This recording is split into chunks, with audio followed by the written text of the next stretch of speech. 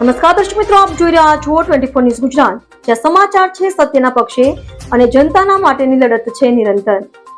ગુજરાતના દરેક ખૂણામાંથી લોકલથી લઈને નેશનલ સુધી દરેક ઘટના, દરેક હકીકત સૌથી પહેલા અને સૌથી સાચી રીતે ફક્ત અહીં. હું છું અર્પિતા પટેલ. ચાલો શરૂ કરીએ આજના મુખ્ય સમાચાર.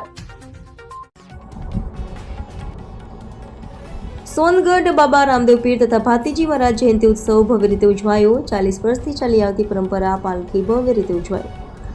સોનગઢ શહેરમાં આવેલ ભુવનેશ્વરી પેટ્રોલ પંપની બાજુમાં શ્રી રામદેવ પીર મંદિરે દર વર્ષની જેમ આ વર્ષે પણ બાબા રામદેવ પીર તથા ભાતીજી મહારાજની જન્મ જયંતિ ભક્તિભાવપૂર્વક ઉજવાઈ હતી.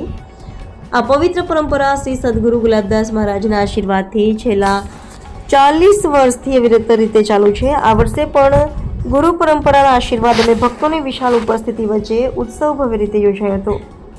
રાત્રે ભજન કીર્તન અને કાર્યક્રમ ભાવપૂર્વક યોજાયો હતો. ત્યારે સવારે ભવ્ય પાલખી યાત્રા ડીજેના સંગીત સાથે શહેરના મુખ્ય માર્ગો પરથી નીકળી હતી, જેમાં મોટી સંખ્યામાં ભક્તોએ ઉમંગ અને શ્રદ્ધાથી ભાગ લીધો હતો. પાલખી દરમિયાન ભક્તિ સંગીતોના સ્વરો અને ડીજેના તાલ સાથેનો ભક્તોએ ઉત્સવભેર નૃત્ય કરીને આનંદ વ્યક્ત કર્યો હતો. જય રામદેવ બાબાના નારા સાથે આખું સોનગઢ શહેર ભક્તિમય બની ગયું હતું.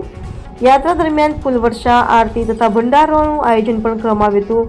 આ રીતે સોનગઢમાં છેલ્લા 40 વર્ષથી ચાલી આવતી ગુરુ પરંપરાની આ પવિત્ર ઉજવણી આ વર્ષે પણ ભાવભરી રીતે સંપન્ન થઈ હતી.